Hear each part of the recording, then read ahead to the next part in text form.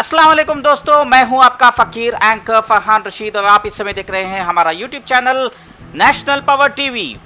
आज की सबसे बड़ी अपडेट यह है कि मुंह खोले सीएम इब्राहिम साहब।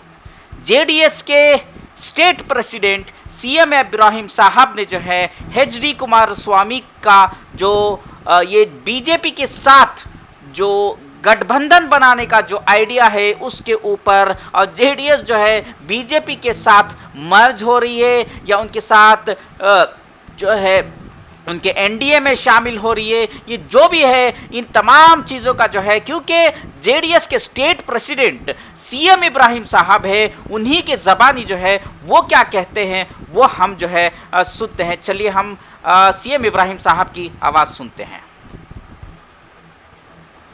चाहे मिनिस्ट्री मिले चाहे राज्यसभा मिले, ये ठोकर मारता हूँ। आज सारे हिंदुस्तान में खुसूसन जनता दल के कुछ लीडर्स अमित शाह जी से मिलने के बाद एक हलचल पैदा हुई है और पूरे मुस्लिम तबके में एक बात को फैलाई जा रही है कि सीएम इब्राहिम साहब इससे राजी हैं। एक बात मैं साफ कर दूं, मेरी सियासी ज़िंदगी शुरू करने के बाद आज तक आने वाले कल ना मैं किसी के सामने झुका हूँ, ना मेरे कौम को किसी के सामने झुकने दूंगा। इंसान की ज़िंदगी कायम नहीं है, इब्तिदा भी कोई कायम नहीं है। ये 1 साल हिंदुस्तान में चला के देखा हूँ, चलाया है मैं। आज मिनिस्ट्री, एमएलसी, राज्यसभा मेंबर, मेरे सामने कोई हैसियत नहीं है। मेरे सामने अगर कोई चीज़ हैसियत है तो इस कौम का विखार है, इस कौम की इज्जत है। कौम जानती है मैं क्या हूँ। पिछले बार असेंबली का इलेक्शन का रिजल्ट आने के बाद मैं चाहता था कि तीसरी ताकत कर्नाटक में रहे, जब भी मुसलमान की इज्जत है जी। विश्वनाथ प्रताप सिंह हमेशा मुझे कहते थे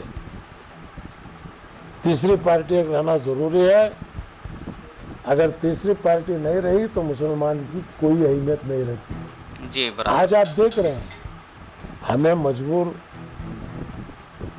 समझ रहे हैं, हम मजबूर नहीं है।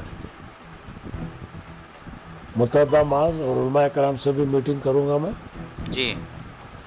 जमात इस्लामी वालों से भी एक मीटिंग कर चुका हूँ जी। आगे का लायक कदम क्या उठाना है, यही इम्पोर्टेंट है आज की हालत जी। तमाम की मुत्तफ़िक़ा राय लेके फिर आगे का फैसला इंशाअल्लाह करेंगे। कब करेंगे भाई? लेकिन बीजेपी के साथ जो इन्होंने बातचीत की है बिना मुझे बताए, खुद कुमारस्वामी मान लिए, हाँ हम कुछ चीज़ उनको नहीं बताए, हमको बोले नहीं गए। मैं बोला इसे जरूरत क्या थी? देवेगौड़ा जी इतने बड़े आदमी है, प्रेसिडेंशियल कैंडिडेट उनके पास आती है मिलने के लिए, तो आज इनको वहां दिल्ली जाने की जरूरत क्या थी? बराबर। ठीक, कुमारस्वामी मेरे छोटे भाई हैं, आज भी वही मोहब्बत उनसे है जी। लेकिन मैं किसी की मोहब्बत के लिए इस कौम के विखार को और इसके अना को, चाहे मिनिस्ट्री मिले चाहे राज्यसभा मिले, ये ठोकर मारता हूँ जी। हम जी। सियासत कर रहे हैं हुकूक लिबात का एक हिस्सा समझ के। जी। आज हिंदुस्तान में नहीं, दुनिया में लोग मुझे जानते हैं। जी। जानते हैं। कश्मीर का इलेक्शन मैं खुद कराया, हाँ। गवर्नरों को अपॉइंट करने के फैसले में मैं शामिल हूँ जी।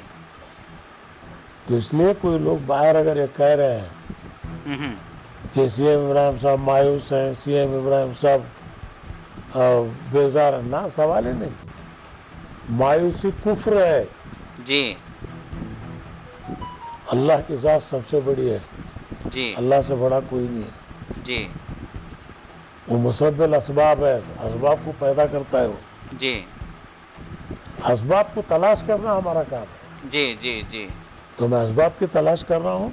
जी 16 तारीख को आप लोगों के जरिए जी जो मुझे चाहने वाले लीडर्स हैं हर स्टेट के अंदर, हर जिले में, जी वो तमाम तक आप इस खबर को पहुंचाइए जी और उनको 16 तारीख को आए। जी 4 महीने भी गवर्नमेंट बनी, जी मायूस है, आप खुश हैं? नहीं नहीं नहीं, बिल्कुल कोई खुश काम नहीं। हुआ इस कौम का? नहीं। ये कह रहे नहीं पार्लियामेंट इलेक्शन तक खामोश हुआ। हुबली के अंदर क्या हुआ? इसलिए मैं ये तमाम चीजें जो है डिस्कस करने के लिए तैयार जब होगा, जब अपने लोगों से मिलूं, मुतहदा मास अच्छे लोग हैं, उलमाए कराम हैं, चंद लोग अच्छे हैं, चंद लोग ऐसे वैसे हैं, फिर भी हमारे उलमा हैं, उनको इज्जत देना हमारा काम है। जी मैं हमेशा सर झुका के चला हूँ, तकब्बुर और फख्र से कभी मैं चला नहीं है। तकब्बुर दूर दूर तक मेरे पास नहीं है। तो इसलिए आवाम के अंदर जो बेचैनी है वो दूर करें। जी हर 5 साल में इलेक्शन आते हैं। जी 16 तारीख के मीटिंग में 4 सब्जेक्ट रखे हैं। जी बीजेपी के साथ जो ये लोग बातचीत करके आए हैं, जी। क्या सही है? जी आपकी राय क्या है?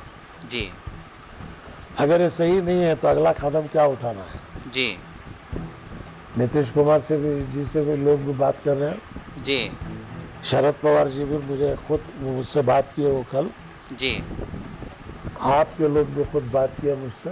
जी पूरे ऑप्शंस ओपन है। जी कांग्रेस के लीडर्स भी बातचीत कर रहे हैं, जी ओपन है। जी हम को ये कह दूं, एक बात याद रख लें, जी मैं कभी भी हम्म 4 साल की एमएलसी रिसिग्नेशन दे के निकला हूँ।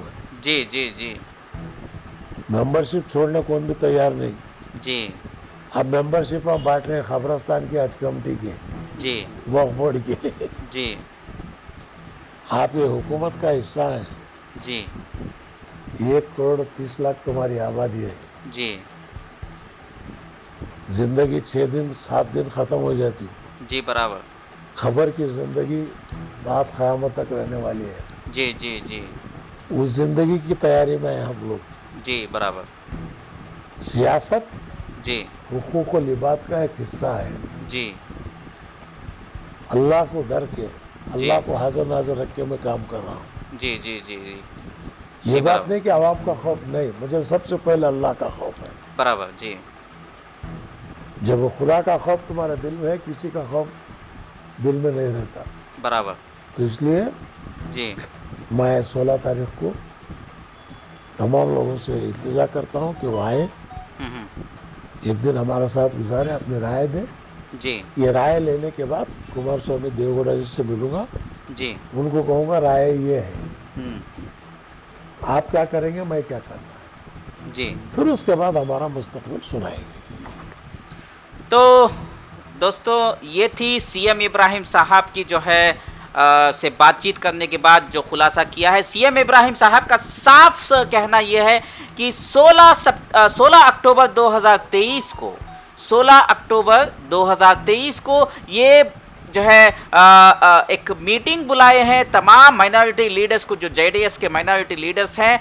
उसके बाद उनसे मुलाकात करने के बाद उस मीटिंग में जो भी उनको जो फीडबैक मिलती है उसको रिव्यू करने के बाद उस बात को जो है एचडी देवेगौड़ा साहब से और एचडी कुमार साहब से भी जो है इसके बारे में बातचीत करेंगे। उसके बाद जो नतीजे आते हैं, क्या जेडीएस में रहना है, नहीं रहना है, जेडीएस को छोड़ना है, किसी और पार्टी को जाना है, क्या कहना है। लेकिन एक चीज उन्होंने जो है जाते जाते हिंट में ये बता के चले कि शायद ये कांग्रेस नहीं ज्वाइन करने वाले हैं।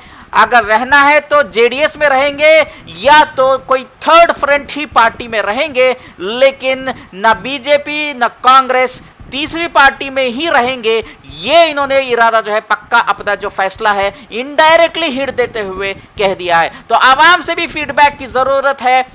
मेरा मानना यह है कि थर्ड फ्रंट जो है माइनॉरिटीज के लिए, यानी कि मुसलमानों के लिए, अल्पसंख्या के लिए जो है, माइनॉरिटीज के लिए जो है, थर्ड फ्रंट एक पॉलिटिकल पार्टी जो है को मजबूत करना बहुत बहुत जरूरी है। आपका फीडबैक क्या कहता है, आप लोग क्या कहते हैं, कमेंट्स में प्लीज आप बताएं। और एक हमारी यूट्यूब चैनल की जानिब से नेशनल पावर टीवी आपसे खास अपील करता है कि इस यूट्यूब चैनल को, नेशनल पावर टीवी को दिन का 1 रुपया का सपोर्ट दीजिए। दिन का 1 रुपये का मतलब महीने का 30 रुपया। तो 30 रुपये हमारे गूगल पे और फोन पे के नंबर में डालना मत भूलिएगा। सिर्फ 30 रुपये मांग रहे हैं हर महीना। हमारा गूगल पे का नंबर 9880324059। जी हाँ दोस्तों, नीचे स्क्रॉल हो रहा है हमारा गूगल पे और फोन पे का नंबर 9880324059। आपसे इजाजत मांगता हूं, दुआ में याद रखें, इस वीडियो को खूब वायरल करें और हमारे इस YouTube channel national power TV को सब्सक्राइब नहीं किया है तो सब्सक्राइब जरूर करें।